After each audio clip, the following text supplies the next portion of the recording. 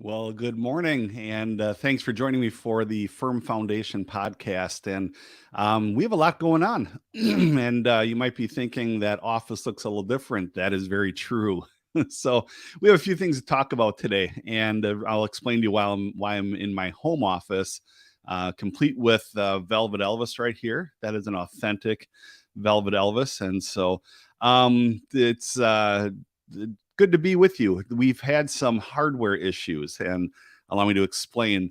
Mac has been updating their operating system, and they added in this new feature where you can use your iPhone as your webcam, which is really kind of cool.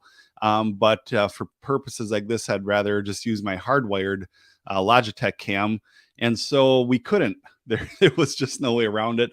But then Logitech did a firmware update. And so now we're back. So the first official Firm Foundation podcast of the new year. And I know it's the 18th already, but Happy New Year. Thanks for joining me here for the podcast. So, the reason why I'm broadcasting from my home office is because we are undergoing some construction over at the main office at Foundations for Living. So, I want to mention that our offices will be closed today, Thursday, and Friday, and that'll give the construction crew enough time to get the work done that they need, so that we can move forward. And also, our office staff, we can all work remotely. And so with that said, the office phone is still on. We still can take calls. We can meet for appointments, things like that. But it'll just be, if you set an appointment for 11 o'clock, then we need to meet right at 11 o'clock. So again, just for this week, that we'll be doing this, and then the office will be back open and functioning on Monday morning. So the thrift store, that's still open every day. Well, Wednesday through Saturday, Wednesday through Friday, 9 to 4, and Saturday, 10 to 2. And our warming center is still open. So let me give you an update quick on the warming center. We are currently at 4 people in there, and it's been a little bit of a different season this year. We haven't had quite so many folks joining us, even though the need is great. There are reasons why we have not had them, and it's not on us. It's on just them making a choice to stay elsewhere. And when people come to the warming center, they have to check in. They need to fill out a rule booklet, read the rule booklet, and so they sometimes will find themselves going elsewhere. And yet here we are always welcoming and ready to have people come in. So we have 4 people with us right now, and they're great folks, and we're functioning quite well back there. We are working with and Foundations for Living has worked with a program for quite a few years called the W2 program. And so we have different folks that are able to fill in there and really make it their regular gig every week to be there and do the intake. And we have David Mahan, who does a fantastic job at our warming center. And so when you saw our Giving Tuesday campaign, that was to raise funds for him to be on staff, seasonal staff, so that he can be there 5 nights a week. But then we have our one of our board members, Jim, and I'm Jim McCarthy and Rand Swenson, and a couple other guys that fill in as needed. So that is the update on the warming center. And like I said before, it's going quite well, and we are glad to provide that service. We are going to be operating till April, the end of April, like we always have, but we're exploring options of keeping it open year round. So those are exciting things to keep in mind. And if you want to help, certainly go to our website, which I can put up on the screen here. It's fflwapaka.org, and you can click in to volunteer for Warming Center or a lot of different other places within Foundations for Living. You'll notice that our website has a different look. We've given it a fresh look for the new year. It's bright, vibrant, a lot of colors, and very, very easy to use. So we're using a third-party form business that you literally click on the button, you're taken to the forum, and it's runs very well for us. So check it out if you haven't. fflwapaka.org, so that we can let you know what's going on there. We post a lot of upcoming events there, and so that to keep everyone informed. Waupaca is in the throes of winter. We have Winter Storm Carson showing up tonight, and they're saying everything from 4 to 8 inches. But if you're like me, growing up, we didn't have names for winter storms. We just called it winter. So it's just another day. But we'll keep you posted on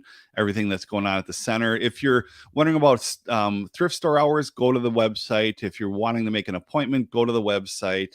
Volunteer, again, go to the website. On our homepage, when you land on fflwaupaca.org, you will find more upcoming events that we have in the plans. One of the upcoming events that, and I have a few things I wanted to talk to you about today, and this is the third one. One of the upcoming events that we want you to mark your calendars for is our spring fundraising event. This will be held on May 12th at the Danes Hall of Waupaca, just like where our fall gala was. We were so grateful for all of the people that showed up to that event. We had just over 120 people show up to the Danes Hall for our fall gala. As we announced the Middleton House, and it was with much excitement, and that people were hearing about what we'll be doing there. And I'll talk about the Middleton House here in just a little bit. But our spring fundraiser, May 12th, you're going to want to come to this because our key speaker is a guy named Ryan Edgar. Now, I realize a lot of us are thinking, who is Ryan Edgar? So allow me to explain. Him and his wife, Nikki. Nikki was a top 40 contemporary Christian artist back in the 90s, early 2000s. And they ended up getting married. And Nikki has an older daughter. And they were on America's Got Talent. They placed second place in 2016, maybe 17. And they have a fantastic heart for people. Ryan is a former addict and has really turned his life around. God's done some awesome things in his life. And so the church that I pastor, Radiant Fellowship, we had him in the tail end of last year. And he talked about his past and everything. And he was really interested in what's going on at Foundations for Living. So I gave him a tour, and we talked about him coming back to be our key speaker. And so he'll be doing some speaking. He's also going to be doing some music because his main thing is that he is a singer-songwriter.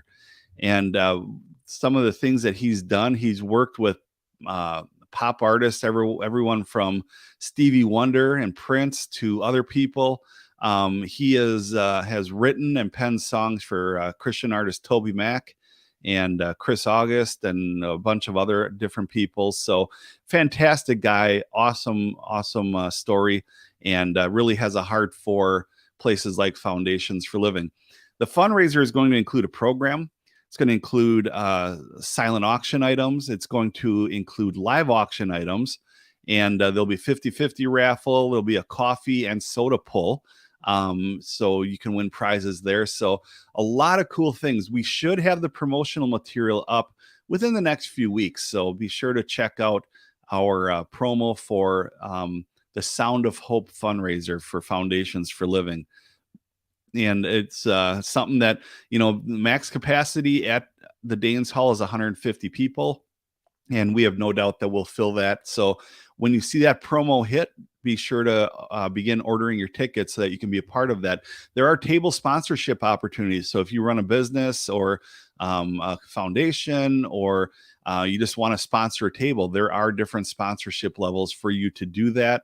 And each sponsorship level comes with its own perks. So if that is something you want to do, email me, bob@fflwaupaca.org, or you can find my info on the About Us page at our website so that we can get that information to you and include you in on the sponsorships, because we'd be honored to have you sponsor a table and support the ongoing work of Foundations for Living.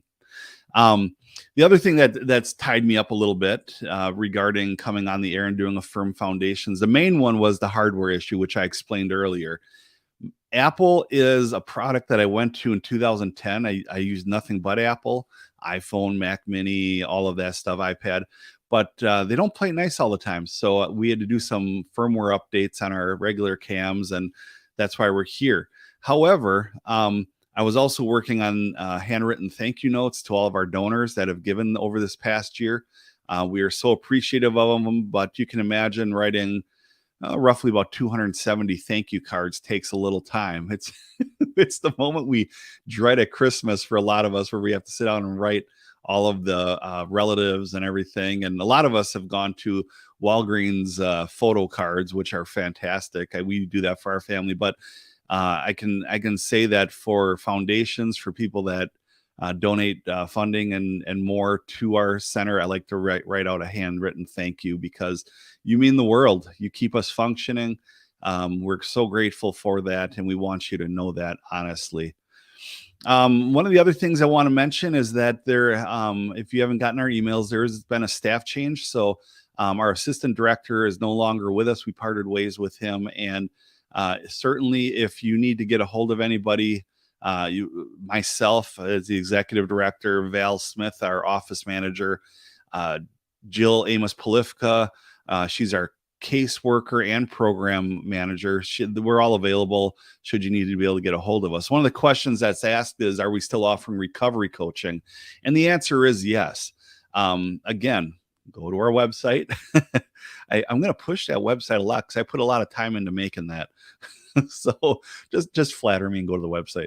But you can schedule a recovery coaching meeting with Jill.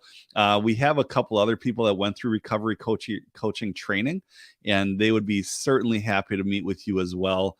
We just need you to reach out. So if you know somebody that's in need of recovery coaching, or you yourself might need recovery coaching, it's a judge-free zone. We are happy to walk beside you through whatever you're dealing with, so that we can get you back on your feet again and moving forward, or somebody you may know that needs that in their life. So a lot of good things going on at Foundations for Living. We're encouraged. We are moving forward with our Middleton House project, and this is the screenshot, the image of our Middleton House. We're super excited about this. A lot of people have been asking where are we at with it? What's the holdup? Well, here's the holdup: finding a contractor. We have a fantastic board member who was a contractor himself, semi-retired now, works probably more than he did before he retired. You retired folks know how that goes. But he's been working diligently to find somebody to run with this project. And as we've mentioned, we have been cleared by the city. We have the go-ahead to do this. We're working on pulling permits right now. Once we get the contractor, and then the construction begins. So again, we're going to use this building to test pilot a women's program, women's housing, lodging house there, so that we can fill the gap there for our city, because we see that as a need. So that's the process. We got the approval from the city. Okay, well, I guess first and foremost is we got the house. Thank you to Doug and Florence Middleton. But we got the house, and then we had to go through the process of getting it, all the zoning and all the permit, all the approvals done. The city council was fantastic to work with. Zoning commission was great to work with. And now we just are at the point of needing a contractor. So licensed, insured, all of that, good track record. These are all things that are important to us, because the building is going to look different inside and out. It is, I've been in on the meetings, and what we're going to end up with is essentially a new looking house. So, and we want to do that. We want to provide something quality to be not an eyesore, but something good looking in that community, to match the community that it's in, the part of the city that it's in.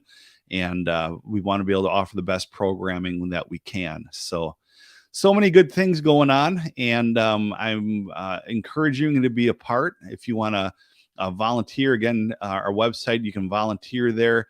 If you want to stop in, get a tour, you can do that. Just stop in. We're open Monday through Friday, 9 a.m. to 4 p.m.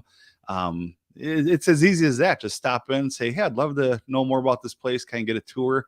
One of us will do it, and answer any questions you have. You know, sometimes we take tours not to get involved with anything, but just to get educated. What is this? What is this thing about? What is this program all about? And I can promise you, there are no ulterior motives in having you come through and get a tour. We just want you to know that we're here. And if not to meet your needs, maybe a friend, a family member that needs our services, we're here for them. But we really do appreciate everything. We appreciate the donors. You guys have made a huge difference. Our Giving Tuesday campaign in November went far beyond our goal, and we're still appreciative of that. And it came in handy because we had to update our freezer in our warming center, and because of the generosity of many with our Giving Tuesday, we're able to do that in our warming center and bring David on seasonally, and just so many good things going on. I want to make mention of one last thing before I close out. You realize the price of groceries have gone up exponentially. The biggest one, of course, people are talking about are eggs. All of a sudden, I love the memes where it says, all of a sudden the crazy neighbor with the chickens is the superhero of the community. We get a lot of different items that come in, and Vito, welcome Vito. He says, awesome. We get a lot of food in every Thursday. We work in collaboration with Feed America. I've worked out a good partnership with them, and so every week we place orders for food. And so we have, I'm not exaggerating when I say we probably have close to 100 Jack's frozen pizzas in our freezer. We have vegetables, we have fruits, we have hams. We at Thanksgiving time, probably Easter, we get turkeys. We got cereal. We have we had a run on guacamole dip. I mean, who doesn't need that? Along with the queso that we have in salsa, it's the party right there. And we have literally boxes of bacon in our freezer. But our need outgrew the current freezer, and the freezer actually broke down. So that's why we worked with Hanson Furniture and Appliance. They got us a nice freezer. Thanks to the Rotary for helping us get our new washer and dryer. So there's been a lot of good updates in the center. But again, if you're dealing with hunger, or you know somebody struggling with needing to get groceries, I even have right now, we have probably, it's down a little bit, but we probably have close to 40 dozen eggs. And I that's why I said that earlier, is that eggs are through the roof right now. So you stop in, tell us what you need, and there'll be a short little form you need to fill out. We need to be able to track this stuff, but we will get you the support you need, the help you need. You will walk out of there feeling very blessed with a box full of groceries, so that you don't have to worry about that. So, we help out in all different ways. We whatever crisis you're going through, we're here for you. We're or here for your friend or family member, and we realize that what we can provide for you can be a real blessing, and so that's why we exist. So again, visit our website if you want to give us a call.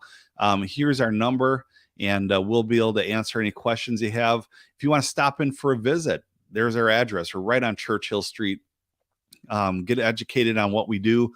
We'd be honored to give you a tour of our facility. So thank you for all your support. Thank you for all that you do at Foundations for Living. And just by watching this podcast, that helps us, because the last thing we want are people to hear rumors, hear things of what's going on, what this place might be. Stop in. Some of the biggest questions that are asked: are you a church? No, we're not a church. We love working with other churches.